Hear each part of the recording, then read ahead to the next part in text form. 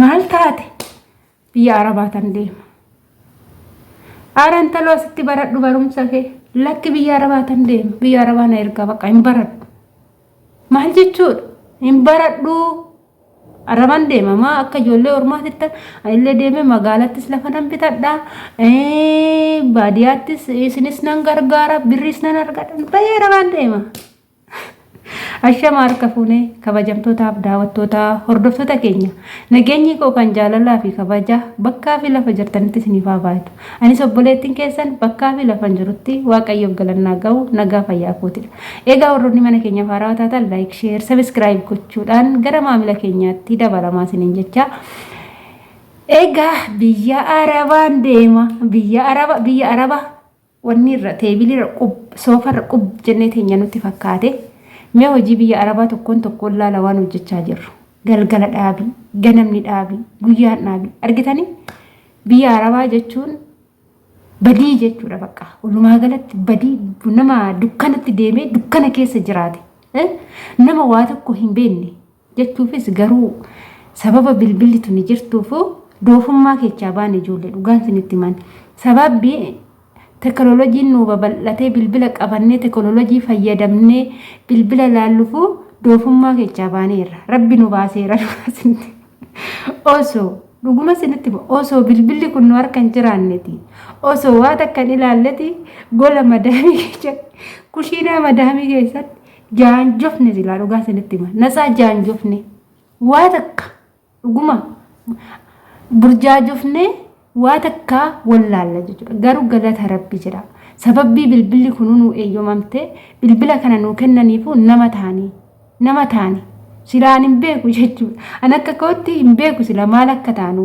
odoo namni ka odoo yookaan nama taasif nu natti na kofalchiisa dhugaa rabbi gisee tokko maaliif na kofalchiisa seetan nama taasif nu qabnu gola ormaa keessatti dhugaa dubbachuudhaaf nama nuti dubbatuun qabnu nama gisee hojiidhaa bichaa nu achi jammane namni tokko amma fakkeenya nama hojii namni yoo haasa'ini namni nama hojii yaada yoo jijjiirratiin sammuun kun barxafash jechaa deema dhugaa dubbachuudhaaf kaa maaliif namni garagarree akka maraatutti ofitti haasofna nama nutti haasa'u dhabne jechuudha mee gisee bilbila fayyadamisan waan kun sin hin muudanne ani jechuudha gisee jalqaba bilbila fayyadamisan jalqaba goggaa lama bilbilli naaf hin eeyyamamne ture dhugaa bilbila malee hojjedha yeroon hojii koo fixadhu maalan godha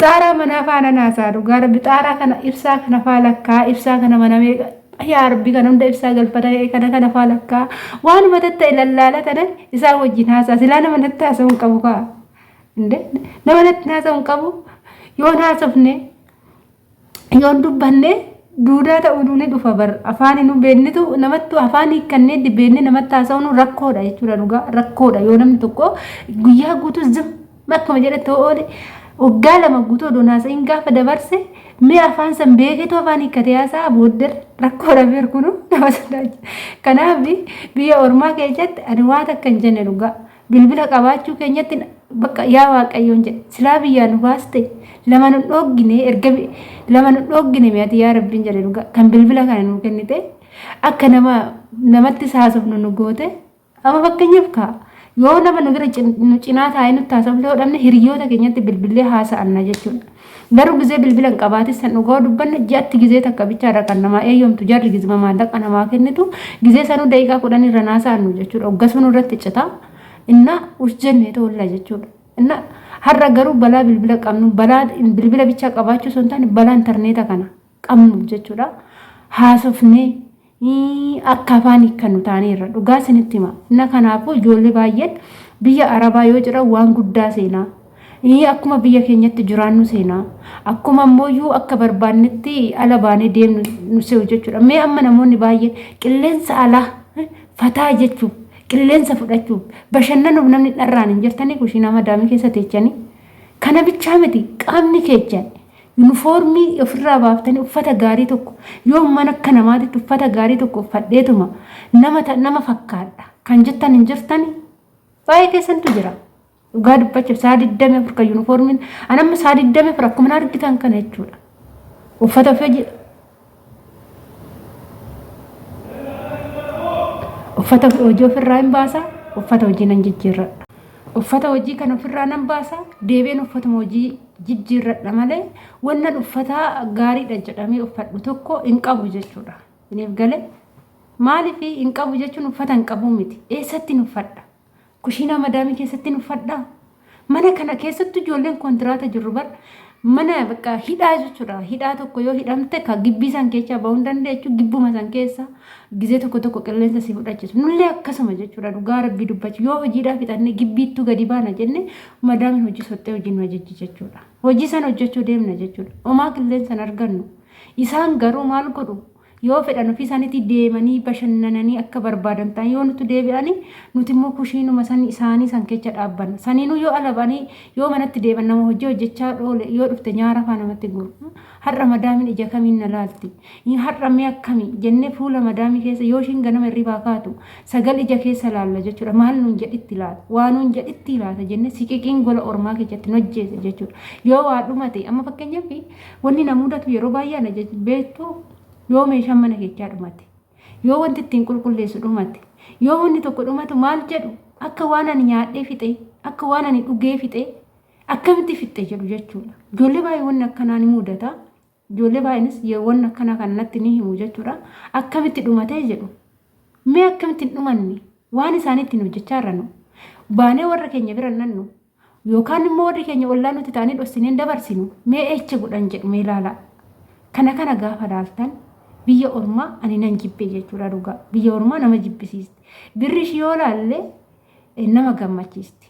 Birriin ishii garuu birriin ishii hin qabamtu. Birriin biyya ormaa hin qabamu jechuudha. Yoo harka kanaan nan qabadheetti harka kanaan nama harkaa baati. Yoo harka kanaan qabde harka kanaan ishiin hin luqqaati. Wanna takka jechuudha. Kanaaf wanti ani isin jechuu barbaadu waggaa dheeraa biyya arabaa teechaniif hin jijjiiramtani. Waggaa dheeraa gafeeta indoom birri waggaa xiqqoo birri xiqqishuu qabattanii galtanii yoo sammuun keessan jijjiirame yoo sammuu keessan jijjiirtanii asii galtan inuma jijjiirama biyya keessatti jechuudha. Mee amma nuti carraan keenya carraa biyya ormaa ta'ee jira. Garuu warri keenyatu biyyaa bahee nu guddise no.